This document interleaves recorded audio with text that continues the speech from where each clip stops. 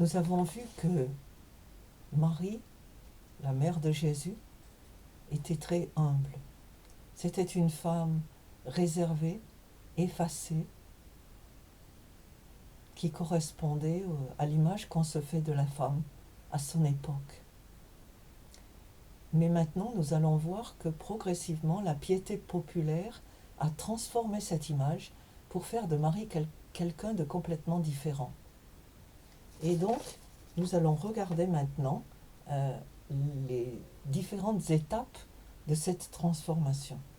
D'abord, on constate que dès le second siècle après Jésus-Christ, la piété populaire commence à faire circuler des images de Marie avec Jésus, tenant Jésus dans ses bras, qui correspondait bien sûr, on peut dire, d'une certaine façon, à la louange de Marie qui avait été faite à Jésus, où une femme lui avait dit à l'époque où il était sur terre, « Oh, que la femme qui t'a enfanté et qui t'a nourri soit bénie. » Jésus avait immédiatement répondu, « Béni soit plutôt ceux qui écoutent ma parole et la mettent en pratique. » Mais ça n'a pas empêché que les gens continuent à louer cette mère, jusqu'au point où ces images commençaient à circuler, ce qui fait qu'en 431, au concile d'Éphèse, l'Église, qui donc maintenant devient l'Église catholique, c'est-à-dire l'Église universelle, parce que c'est le sens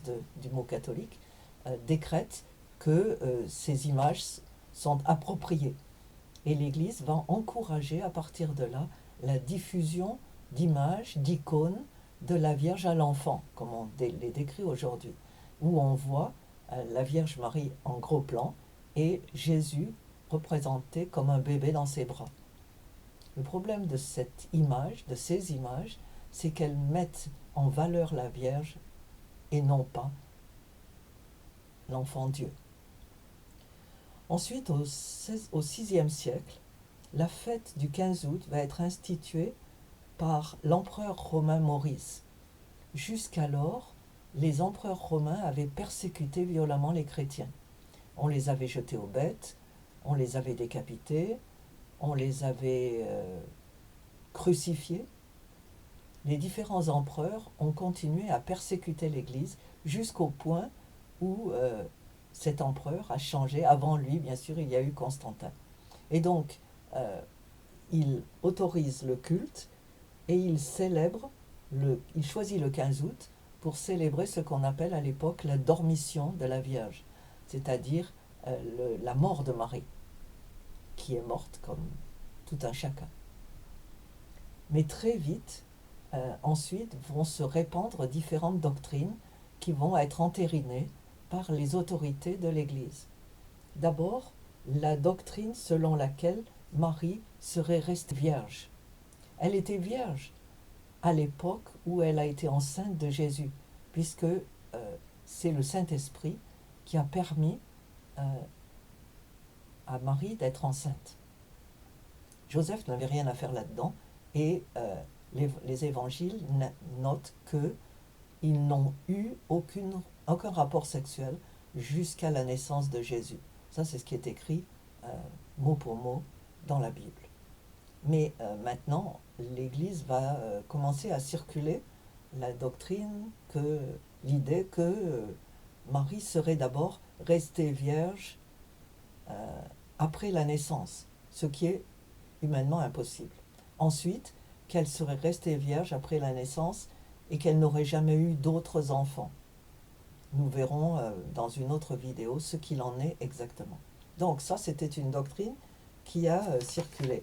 Ensuite, le 10 février 1638, le roi Louis XIII, qui était resté longtemps sans enfant, Louis XIII de France, qui était resté longtemps sans enfant,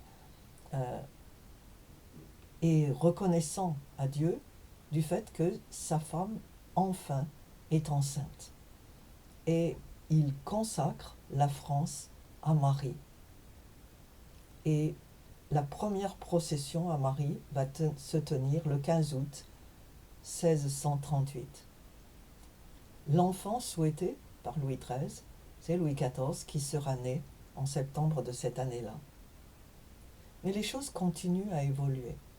En 1917 a lieu la première apparition notée de Marie à des enfants à Fatima, ce qui n'est pas en France.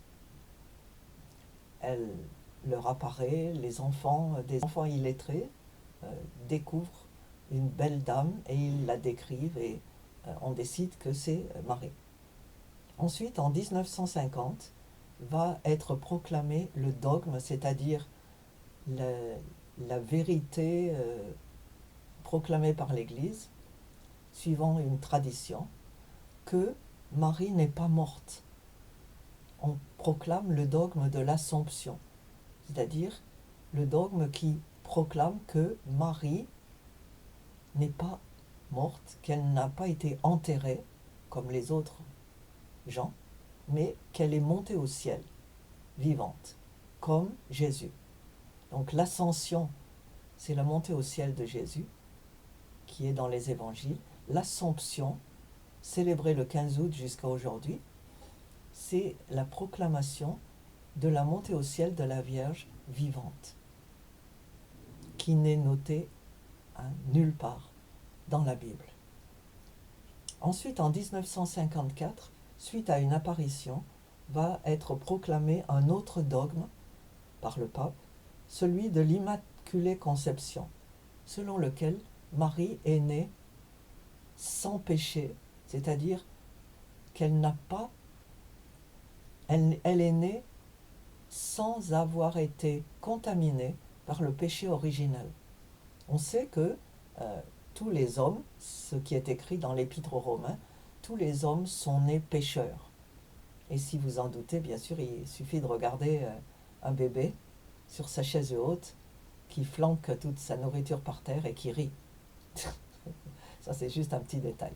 Mais tout le monde sait que c'est plus facile pour quelqu'un de faire le mal que de faire le bien. Ça demande beaucoup plus d'efforts d'être bon que d'être mauvais. Et c'est ce qu'on appelle le péché originel. Quelque chose qui vient d'Adam et Ève et qui a contaminé toute la race humaine. Alors, le dogme dit qu'elle est l'Immaculée Conception, c'est-à-dire qu'elle est née sans cette tendance au péché.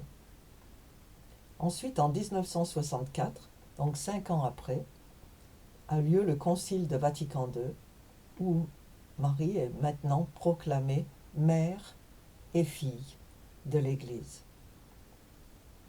Et en dehors de ces dogmes, il y a eu de nombreuses apparitions, des milliers au cours des siècles. Mais l'Église catholique a toujours été, à son honneur, très hésitante concernant ces apparitions. Et elle n'a entériné que très peu d'entre elles. Et je vous donne ici quelques exemples. En France, celle du Laus, L-A-U-S, qui a eu lieu de 1664 à 1718. Celle de La Salette, qui a donné lieu bien sûr à un pèlerinage, en 1848.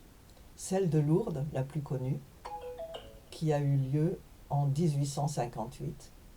Et celle de Pontmain, en 1871.